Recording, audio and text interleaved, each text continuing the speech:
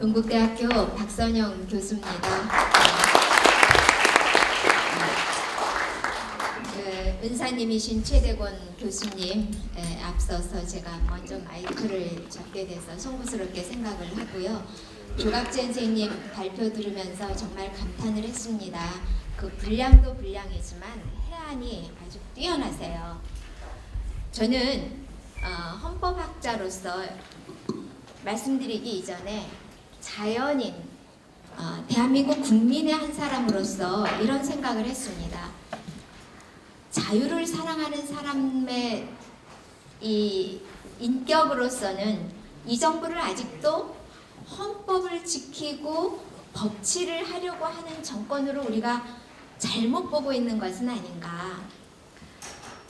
신문에도 요즘은 또 여당인 민주당도 아주 공개적으로 이야기하는 게 이 정권은 촛불혁명 정권이라고 이야기하고 있습니다. 우리는 합법적으로 대통령을 뽑았습니다. 가슴이 아프든 과정이 어떻게 됐든 간에 이 정부는, 문재인 정부는 헌법에 따라서 합법적인 절차에 따라서 탄생한 정권입니다. 그런데 여당 스스로가 1700만의 촛불혁명 정권이라고 얘기를 하고 있습니다. 촛불혁명 정부. 우리는 이 대목에 주목을 해야 하는 거 아닌가 하는 생각을 합니다. 혁명이라고 하는 것은요, 작게는 정체를 바꾸는 것이고 크게는 국체를 바꾸는 것입니다. 제가 보기에는 이미 정체 단계를 넘어서서 국체를 바꾸는 단계에 들어섰다고 우리가 봐야 합니다. 우리는 아직도 자유민주주의에서 자유를 뺀 것에 대해서 분노하는, 그리고 그것의 문제점을 지적하는 단계에 있지만 이들은 아주 집요하게 민주주의는 수단의 정체입니다. 민주주의라고 하는 것은 다수결의 결정에 따라서 무엇이든지 바꿀 수 있다라는 전제를 가지고 이 정권이 지금 사실은 혁명 과업을 달성해가는 과정에 있다. 그러면 국체는 뭐냐? 우리가 가지고 있는 민주공화국도 어쩌면 위험한 단계에 들어서고 있다라는 생각을 합니다. 혁명 정권이기 때문에 지금은 숙청 단계입니다. 잘 생각해 보십시오. 입법부 무너졌습니다. 대의제가 무너진 나라는 자유민주주의를 실행할 수가 없습니다. 미우나 고우나 정당과 국회가 제 역할을 해야 합니다. 그러나 이 정권은 중요한 이슈마다 위원회를 만들어서 마치도 인민정부가 하듯이 지금 속도전으로 모든 것을 해결하려고 하고 있습니다. 법치주의요. 우리 국민, 제가 정말 헌법학자로서 가슴 아픈 것은 법치주의에 대한 인식과 법치주의에 대한 의지가 많이 부족합니다. 광장민주주의를 자꾸 이 정권이 내세우고 촛불혁명이라고 이야기하는 것은 바로 법치주의를 말살하기 위한 토대를 공고하게 다지는 것입니다. 지금 사법부를 보십시오. 지금 사법부에 대해서 어떤 일을 하는가 하는 것을 보시면 행정부, 공무원, 입법부는 이미 무력화시켰고, 그 다음에 대통령이 취임하면서 선서하는 국토를 지금 내줬습니다. 통일, 어떤 방식으로 통일을 하려고 하는지 이미 우리는 다 알고 있습니다. 대통령의 취임 선서 자체를 전혀 지키려고 하지 않습니다. 그럼에도 불구하고 우리는 아직도 이 정부가 그래도 합법적으로 태어난 정부고 인권 변호사 출신의 대통령이니까 뭐 헌법 얘기를 하면 달라지겠지. 법치주의를 그래도 지키려고 하는 외양은 갖추겠지라고 하는 합리적, 이성적, 논리적인 사고로 이 정권을 바라보고 있지만 아닙니다. 스스로 말하기를 혁명 정권이라고 이야기를 하고 있고 혁명 정부라고 하고 있으면서 숙청 단계를 이미 지나가고 있다. 그러면 우리는 어떻게 해야 할 것인가?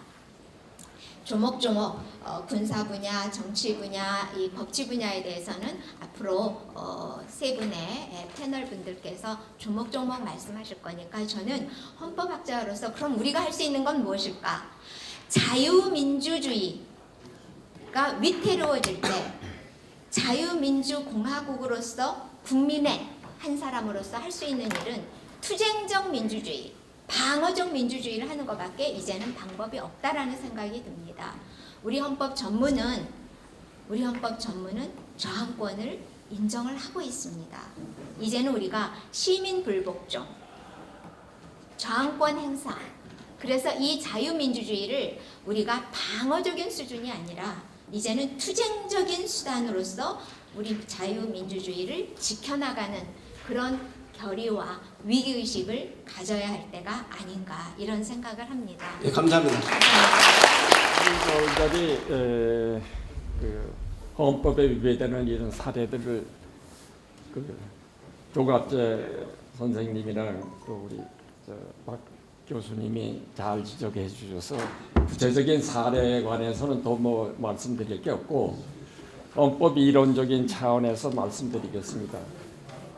여러분들이 잘 아시다시피 링컨의 전몰 장병 추도사의 민주주의에 관한 유명한 정의가 있는 건 여러분들 다 잘 아실 겁니다. 민주주의는 뭐냐? 여기에 of the people, for the people, by the people. 뭐 모르는 분이 아마 없으리라고 생각하는데 그중 안에요. of the people, for the people 다 하고 있습니다. 군주주의도 할 수 있고 독재 정권도 국민을 위한다고 그러지 뭐 다른 나라 위한다고 하는 얘기 안 합니다. 그래서 중요한 것은 by the people입니다. by the people이 뭐겠어요? 우리가 제도와 또 국민에 의한 선택, 국민이 사실은 대한민국의 주권은 국민인데 헌법의 주체도 국민입니다. 사실은 헌법의 수호 의지가 없이는 헌법이 지켜지지 않아요. 그래서 헌법의 수호를 하는 평화적인 방법이 있고 또 그걸 평화적으로 안 되는 경우에 저항권의 발동도 지금 박 교수님이 말씀 드렸습니다마는 통상시에는 선거에 의해서 하고 또 헌법 소송을 제기한다든지 우리 김태훈 변호사님이 잘하고 계시다시피 이제 국민을 오도시키려고 초중 고등학교 교과서에서 자유민주주의의 자유를 뺍니다. 광장민주주의도 민주주의는 민주주의입니다. 노동자 농민이 주권자인 인민민주주의도 민주주의라고 합니다. 그러니까 뭘 포섭하려고 굳이 자유를 뺀 민주주의를 교과서에 넣어서 아이들을 전교조를 앞장세워서 하느냐 하는 것도 뭐 더 말씀 안 드려도 여러분들 다 짐작하시라고 생각합니다. by the people이 중요합니다. 그러니까 여러분들의 헌법 수호 의지가 헌법 수호라고 하는 개념이 대단히 중요합니다. 수호는 헌법 재판 또 소송을 통해서 또 선거를 통해서 발휘가 되고요.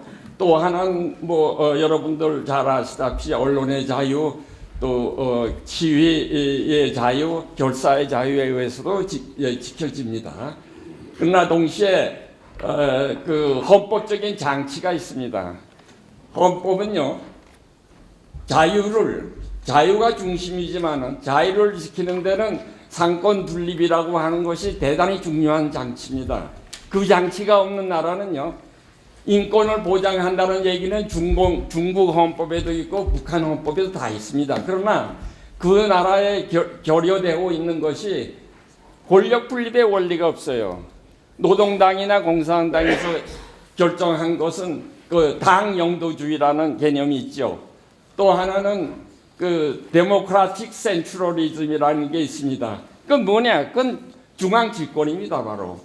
이제 지금 이 정부가 해가는 걸 가만히 보면은 상권을 무력화시키고 상권 분립을 무력화시키고 그 광장 민주주의 내려 가지고 이걸 통합해 가려고 하는 이제 이런 게 청와대에서 명령이 떨어지면은 일사불란하게 움직이는 이런 시스템을 자꾸 만들어가는 것 같아요.